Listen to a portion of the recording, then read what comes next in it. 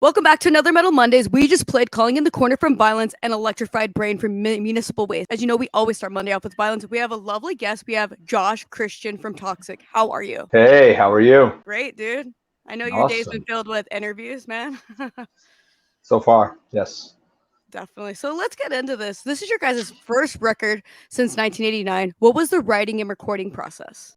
Very different than our original processes because technology has changed so drastically. Did most of the tracking for this at home um, and in different homes. Some of it in my house, some of it in James's house, the drummer. We moved the process around. Um, when we were done tracking, we actually sent it out back and forth. We did a co-production with Martin Furia, guitar player for Destruction from Bark, produced and manages Nervosa.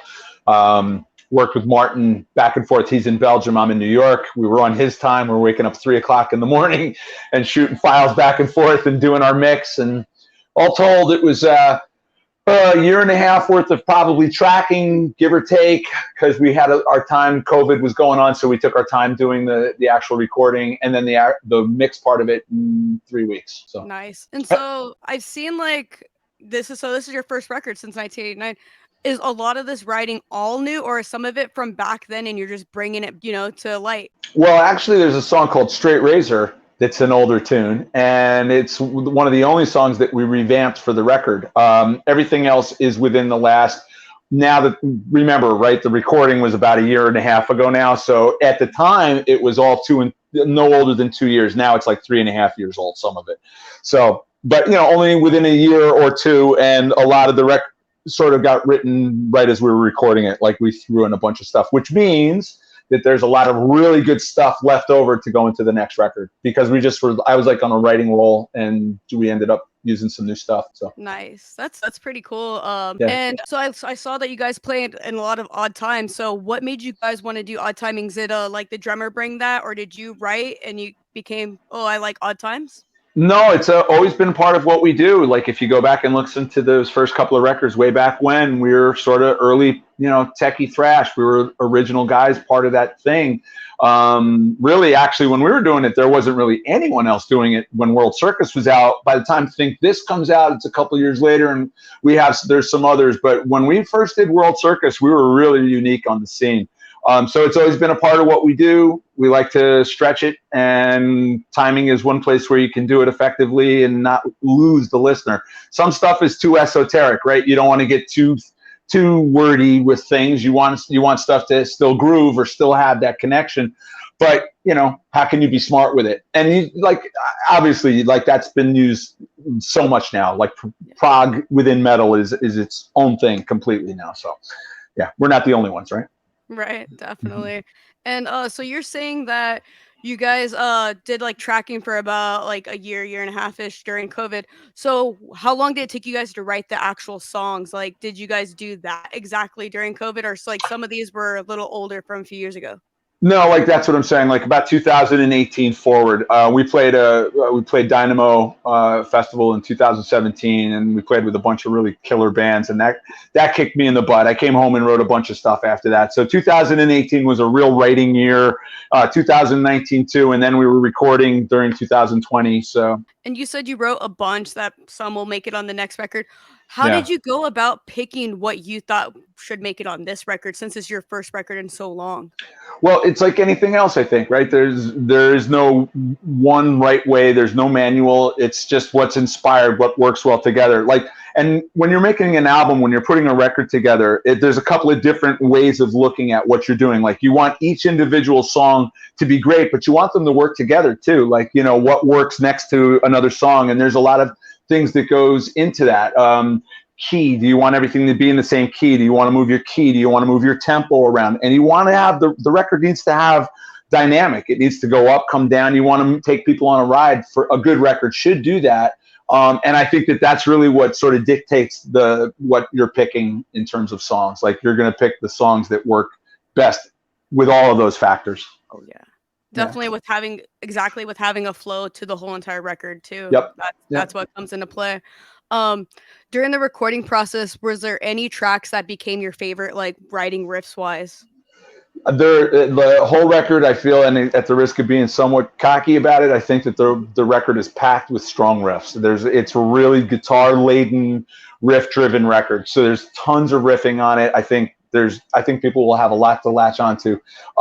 The song Judas is really strong. The closer, I'm very happy with the way that came out. I love the chorus on that song.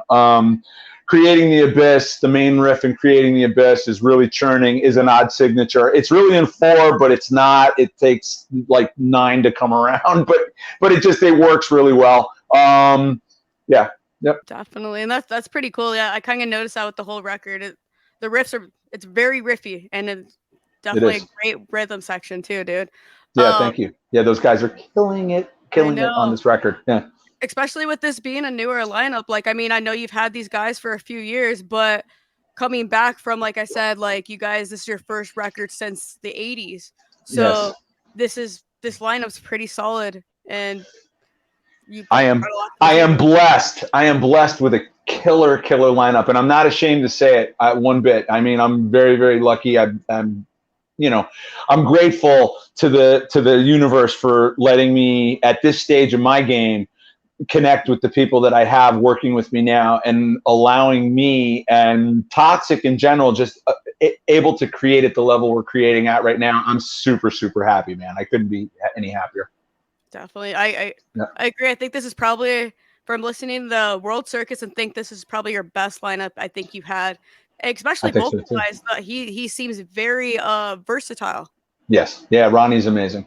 Yeah. Yep. He's like sort of like the cherry on top, if you will. Like the band, we've got this engine, and it's so funny, and it's always been the Toxik thing, right? Like, so on the first record, we've got Mike. He's a great vocalist, but he gets disenchanted along the way and bails, and then he doesn't bail. It was time to separate.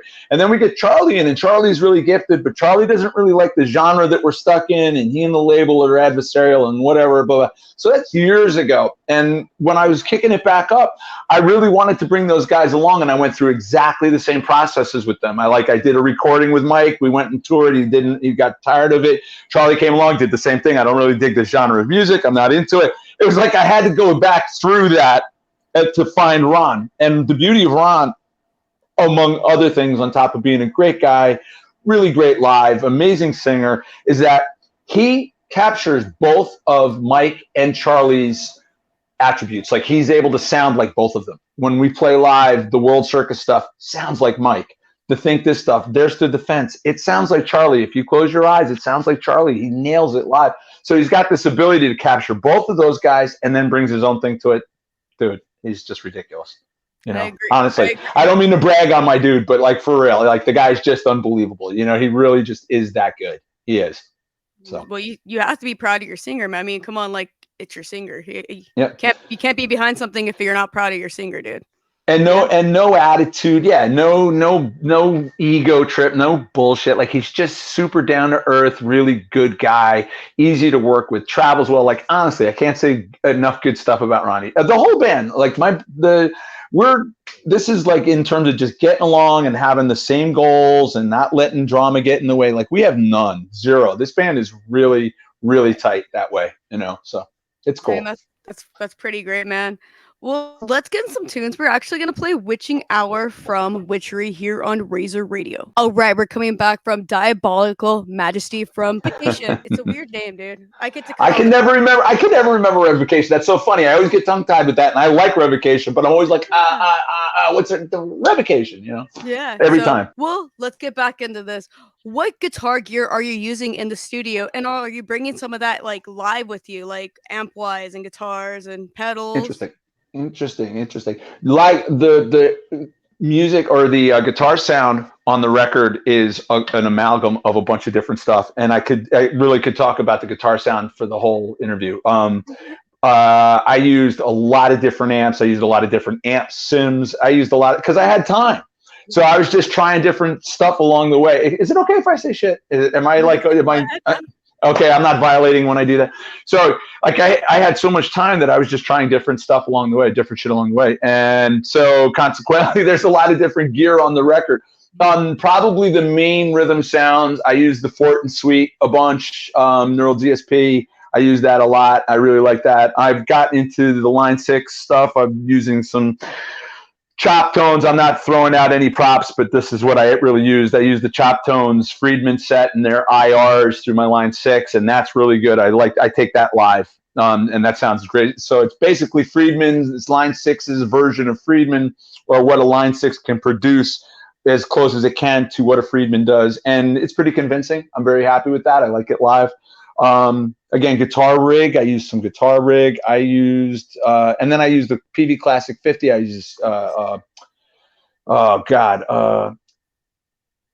I think 6505. I think so. I used an angle. I used a lot of stuff. I used a Marshall. I mean, it's just crazy. Like anything that I could get a sound out of. And if you listen to the record, you hear that. Like there's a lot of different guitar sounds. Like every solo kind of. I didn't want to have that like one solo sound throughout the record. I didn't want it to be an 80s shred record. I wanted the guitar sounds to be textured. I didn't want it to be, typical. Nice. Yes, and you could tell. So you're saying you had all that time.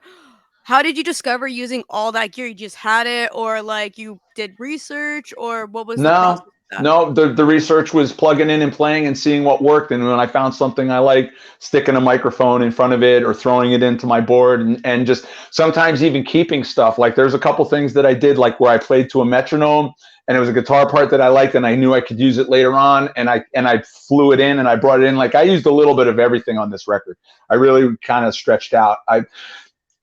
There's so much technology, to not use it is stupid. At the same time, if you use it to the nth degree and it comes out sounding really sterile and mechanical, you fail. So like there's a balance, there's a fine line, but I'm not going to turn my back on technology, man. I'd be crazy to. So I try to use as much as I could while retaining enough organic texture that it didn't feel alien, Makes sense. And you said you used Line 6 live.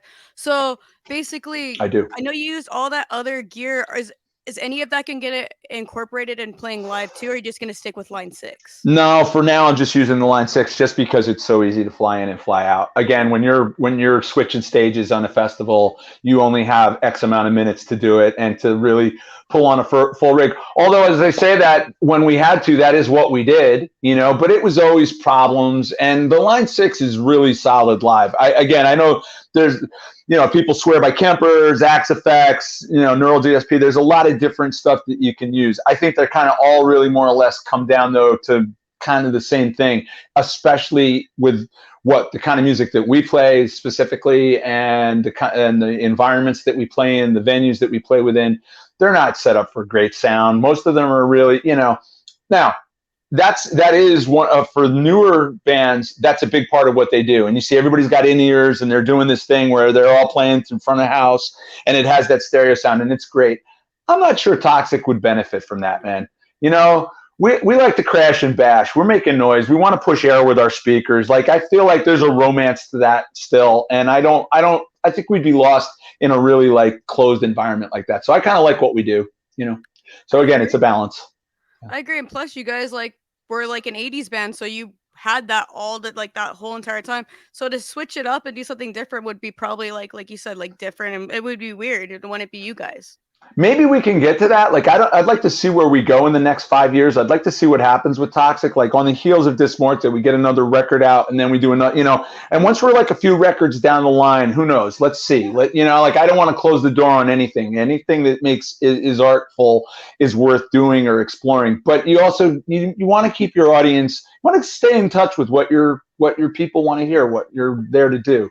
You don't want to be confined by it. You don't want to write and be formulaic, but at the same time, you don't want to step too far out, because then you're just doing it for yourself. And even then, like if you're just being weird to be weird, what's the point? I'm past that. I'm too old. I want to write what feels good, what sounds good.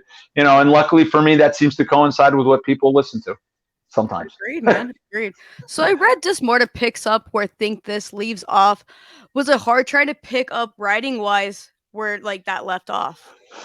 No, because both of them are sort of at the edge of my creative abilities, playing wise and writing wise. Like both records were for where I was at the time. And interestingly enough, I'm not really that far. I was pretty far along and think this for my age, and I guess I didn't get that far from that point forward from where I am now. It's like I'm not really that different in terms of myself musically and where I'm at. Even I think philosophically, I'm still pretty much the same guy. So the two records are pretty close. The new record's got a whole lot. It's a whole lot more cynical because I've just lived a lot longer and I'm writing from a much more cynical place. And Ronnie, my writing partner on the lyrics, starts out in a kind of a cynical place. Not cynical because he's a super nice guy, and that doesn't mean that you're not if you're cynical. But he's, we live in a pretty weird era. We're living in a pretty difficult time, and it's not like the guy's not aware of it. So there's a good bit of cynicism on Dismorta that wasn't on Think This and World Circus. Those records were juvenile, and they were from a gentler time, and they reflect that. Dismorta is of its time for sure. It's not making any excuses or apologizing. It's really abrupt and harsh, but so is the world we live in. And I feel like it's a good musical reflection. Definitely, dude. I totally agree. So with you going, I'm gonna go back to something you did say that Ronnie is your writing partner. Yes. How much did you let him like input? Was it like a 50-50 or what was like the breakdown? Did you write most of it? Well, I really wanted Ronnie to write because I wanted him to feel like he's a part of it. Big thing with motivating a singer, in my experience, is letting them have a real part of what they're doing. Because unlike playing the guitar or a drum or even a piano or something like that, where you're expressing yourself through the instrument, so you've got that filter. A voice is just a really like direct expression. And I know maybe this sounds like a little lofty to people, but honestly, when you're working with other creative people, you really want to find what's the best way to get the most creativity out of them. And I find with singers, especially singers that write, because not all do, but if the singer's a writer, that letting them write will really inspire them and bring them along and make them a part of the thing you're trying to do with them. And it is a partnership. I mean, like, I want this guy to sing on this song. It's a very personal thing. If he can then write a lyric that he relates to and can express himself through, it's only going to connect that much more with the music and become that much more of a real statement together. Like, the cohesion is there. So it's important to me that he writes, but as it turns out, he really is very good. We're philosophically aligned. We really believe a lot of the same shit. And on a lot of issues, like, Ronnie's a very hip guy in my estimation. Like, and I guess he thinks the same thing. Like, it's a good thing we get along because we're both pretty opinionated, but it makes for a good writing partnership because we're able to, like, we're not getting hung up on the nuts and bolts of what we're trying to say. We're just trying to say it well, Hell yeah. That's great. That's always great to have that type of partnership, dude. Yep. Hell yeah. Yeah. Well, let's get in some more tunes. We're gonna play No Scope from Killstrike here on Razor Radio. All right, we're coming back from Dedication to Flesh from Spite. Such a great fucking song just dropped today. Yeah. So let's get back into this. Why did you guys name this record Dismorta? Dismorta is this death. Dis is sort of Latin slang for this, dis, D-I-S. Yeah. And when we we did a Latin American run back in 2015, and I picked it up along somewhere, Morta, and I just started saying it to myself. And the more I thought about it, the more I realized, like, how, like, catchy it was as a phrase. And I kind of just built the album around the idea of this death. Like, what does this death mean? And me being Mr. socio-political geek guy, and I've always been, man. I've, like, since I was a kid, I can't help it, I just kind of, it's sort of what the theme of the record became. Like, it's a record about our predilection for self-destruction. We're not happy with it unless it's killing us, and that's pretty much everything from our gods to our pastimes. It's all of it is just steadily pushing us towards that final moment. And it's like, we're afraid of it, so we're racing towards it, and it's just a weird, twisted humanism. And Dismorta plays on that specifically. Oh yeah, that sounds very interesting. That's a very crazy concept, but really cool. I think I haven't heard like something like that. That's pretty cool, man. Yeah, that's what happens when you get old. Right now. That's what happens when you've lived a lot. You start. So.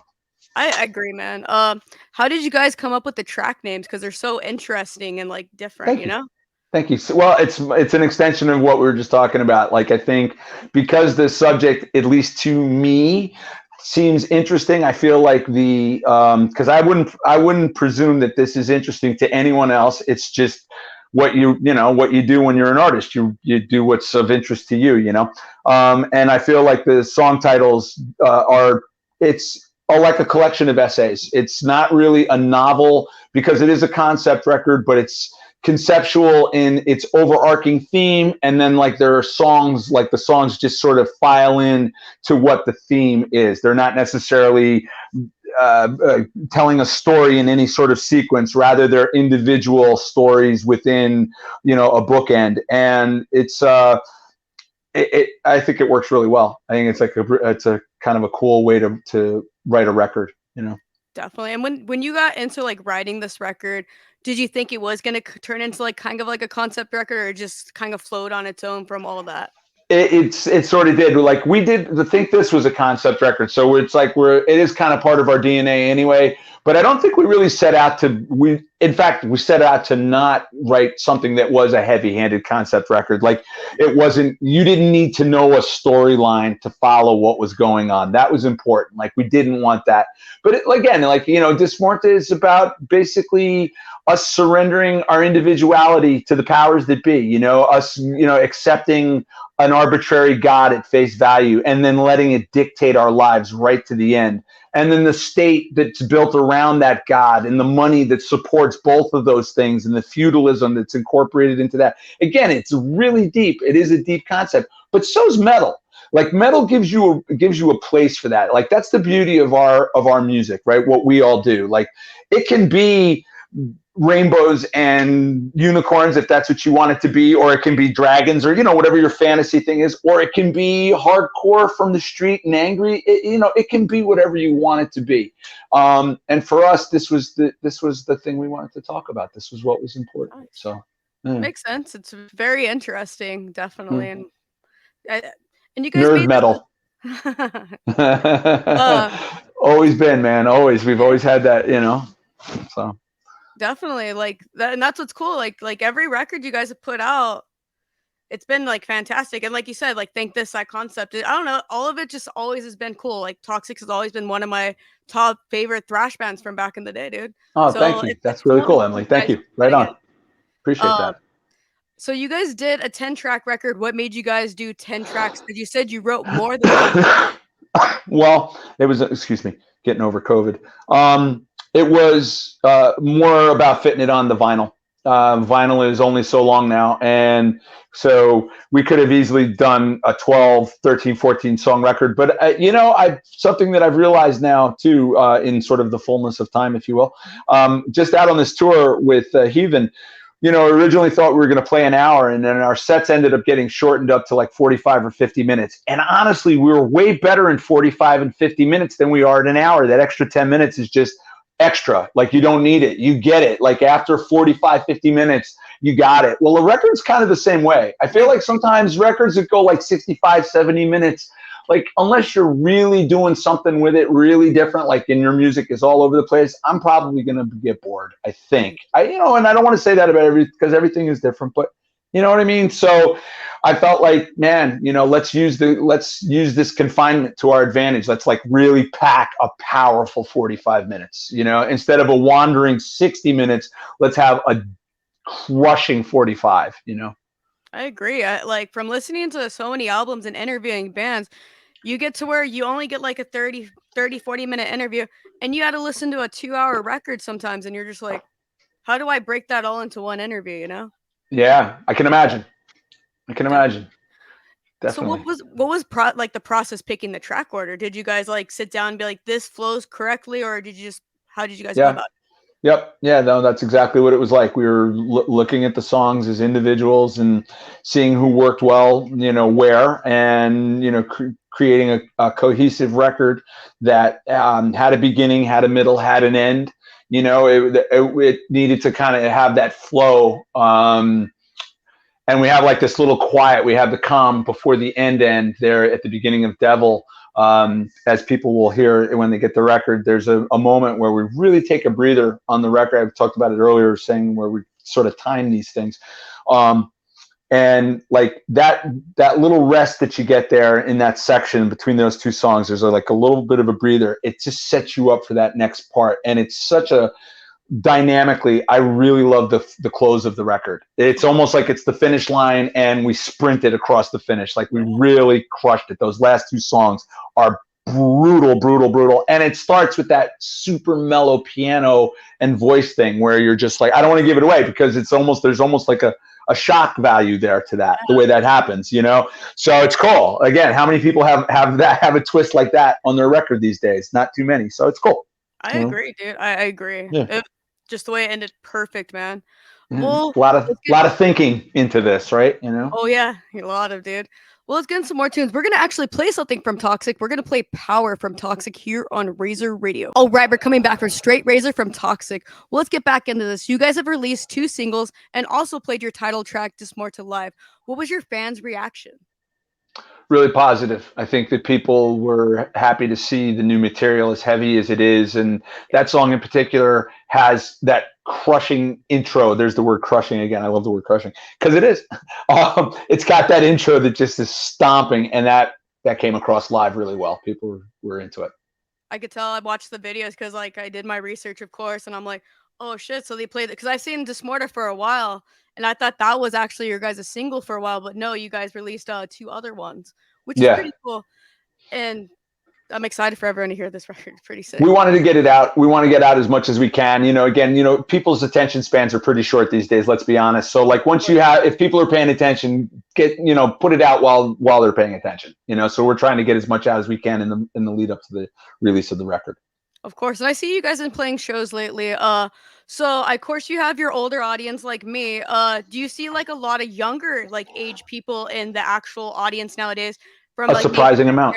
Yeah, a surprising amount of kids. Yeah, especially in the States. The States gigs, we played in Houston, and I was amazed at how many really 13, 14-year-old kids were at that show. A lot, which is inspiring. That's good to know that there's another generation coming up that's still listening and still cares. That's really cool, But it spanned the gamut. There was a little bit of everybody, I have to say. And it wasn't only...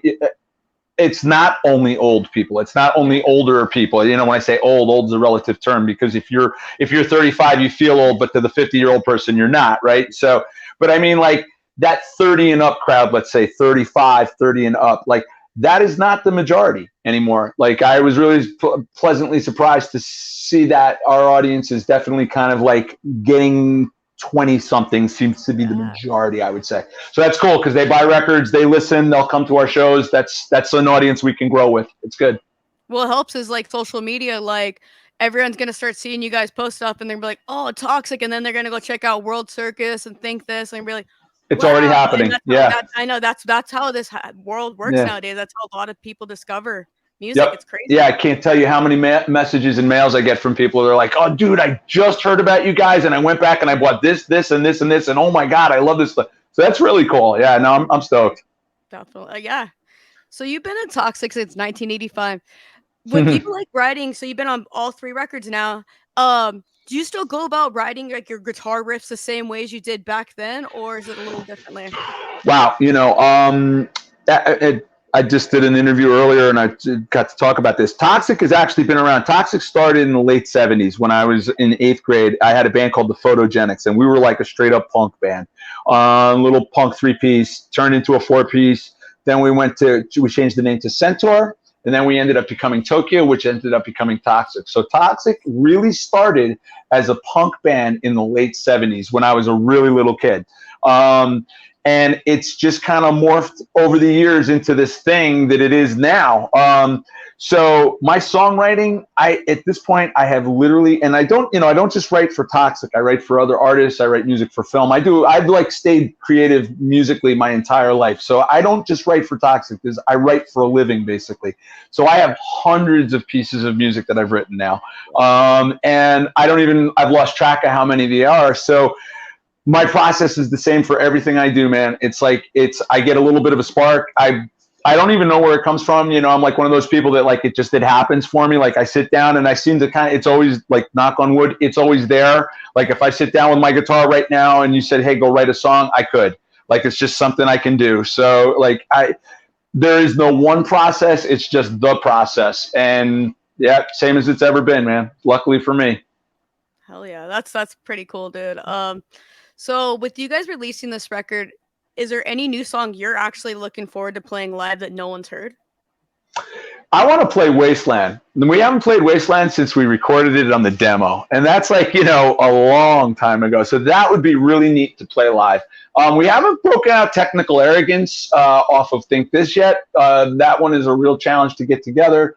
And there's a couple of the dodgy ones in the Toxik catalog. Crooked Crosses, recorded in 2014. That's a twister. I'd love to play that live. So who knows? There's a lot for us to play still. We got a lot of good stuff to pull from.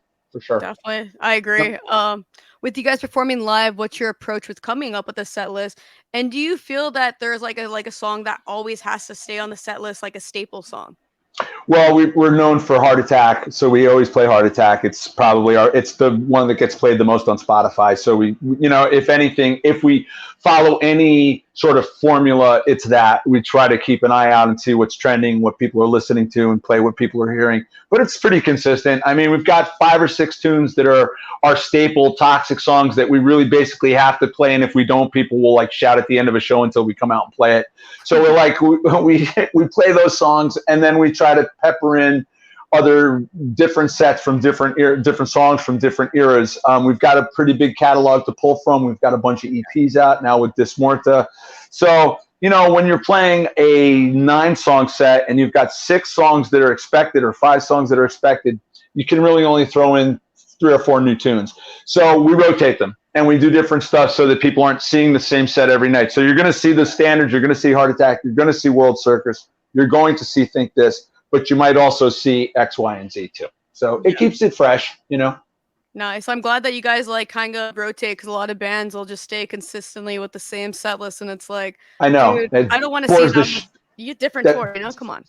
Especially like you catch a band like when they first go out like in November, and then you catch them at the end of it, and when it's in April and it's the same set you saw in November. I hate that. So that's why we totally try to buck that by doing it that way. Definitely, that makes sense, and it's cool because a lot of bands don't do that. You know that. So basically, you guys are with Massacre Record. What was the approach of them getting you on their label? Well, excuse me. We had a few different labels that we were looking to work with, and Massacre was in the pile of people that we thought would be good for us, would be a good partnership, because when you work with a label, it's really a partnership. It's not like you're theirs or they're yours. You're each other's. Yeah. So, and a lot of bands don't really understand that. So, but anyway, we wanted to work with them, and when they popped up, I don't think theirs was the juiciest offer in terms of money or whatever, but I think it was for us.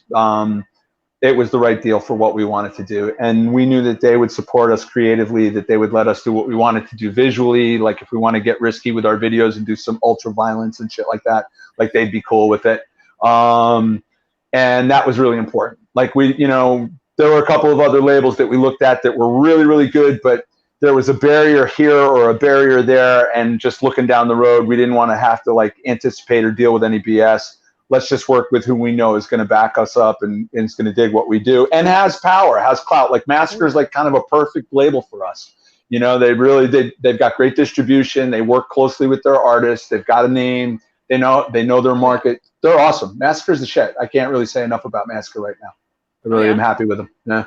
They're like one of those known record. If you're into metal, that's one of those known record labels. Massacre's one to be with. Like Metal Blade is too, but Massacre's pretty on that level too. Metal Blade's amazing. And don't get me wrong, I would love to be on a Metal Blade, and there's others, like without mentioning names. They're all good. But what happens is the larger the label, the larger the roster that goes with the label, and the more you get lost in that roster. I agree. So there's a sweet spot there where you get on the label that's got bands and has a presence, but they've still got time for you. And that was a big part of our decision process. And I definitely don't have time to make mistakes. So whoever we signed with, it was going to be a productive, fruitful venture, and it has been so far. Definitely. That's awesome, and I'm solid pick, definitely to pick from out of every like record label too. Yep. So you have Think This and World Circus, 2 of the coolest album covers ever, I feel, in the thrash world. How did you come up with the artwork for Dismorta?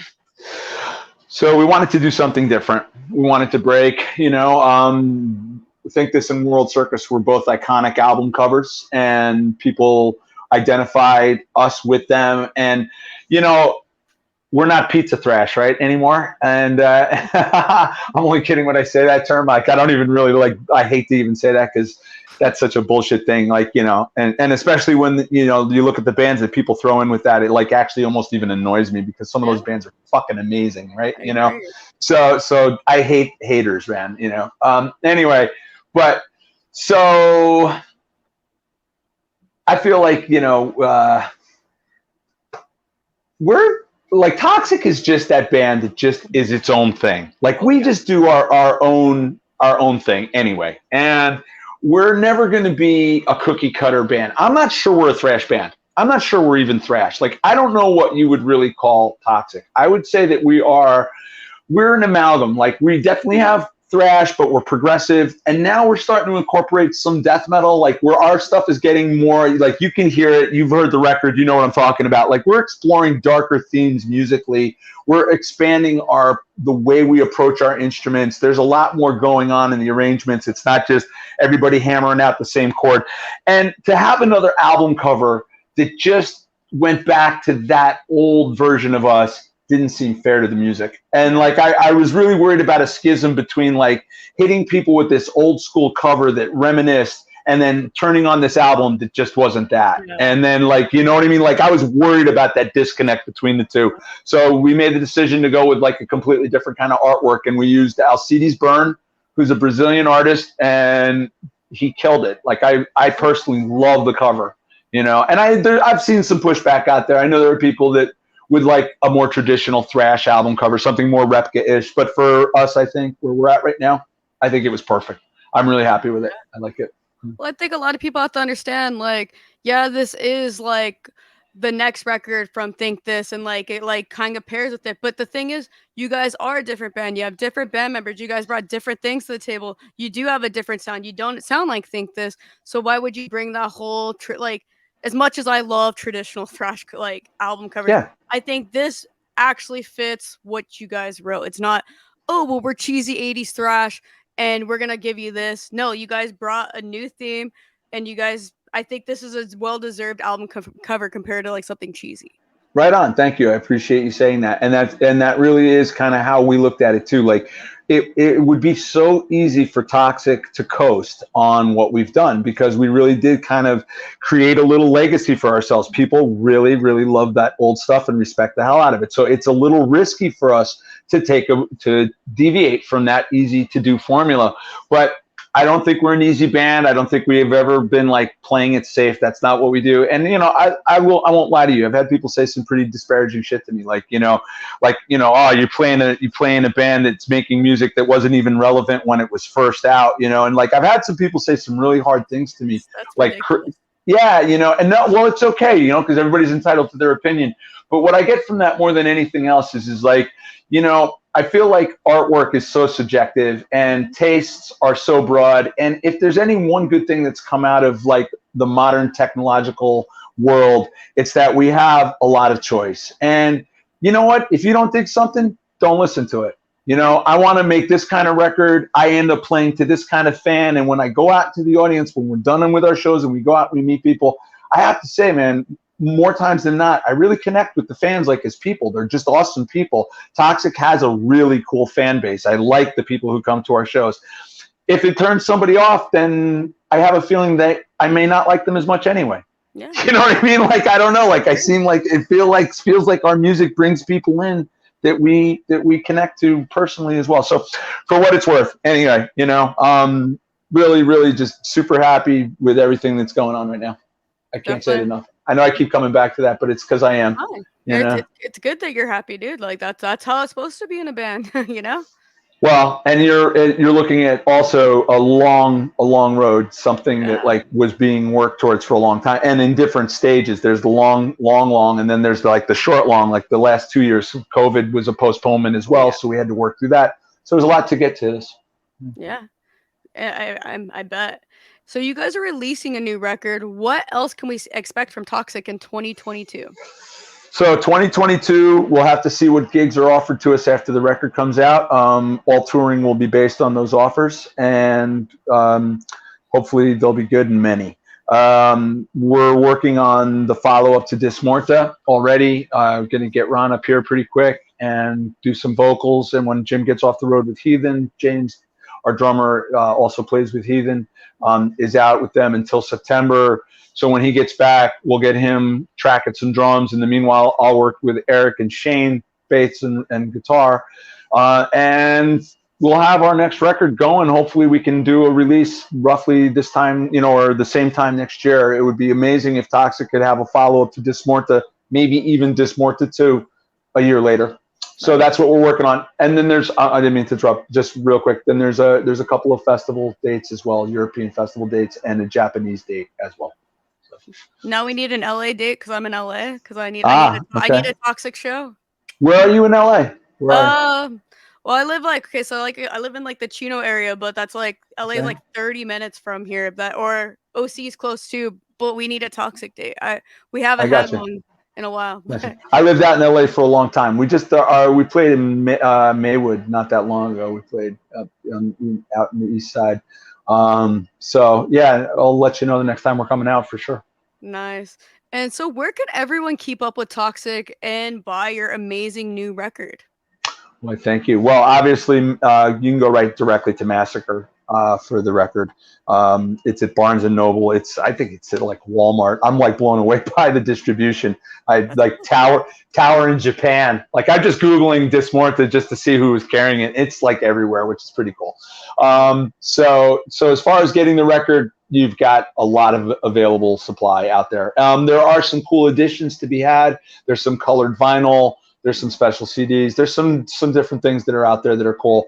Toxik has a website. You can go to Toxik. I think it's Toxik Official now, toxikofficial.com. Believe it or not, we had a Facebook page that just got hacked not that long ago, and we lost like 30,000 followers. That was a hit for us, and we kind of have been scrambling to get it back. But to be quite honest with you, you almost don't need it that much anymore. Like you can go to Facebook. Toxik on Facebook is there. Toxic Metal. You can find that. It's there.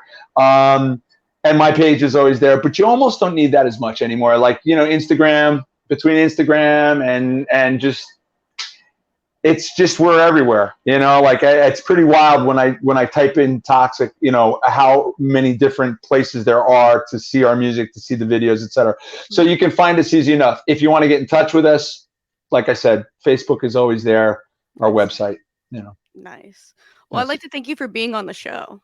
Thank you, Emily. Thanks for having me.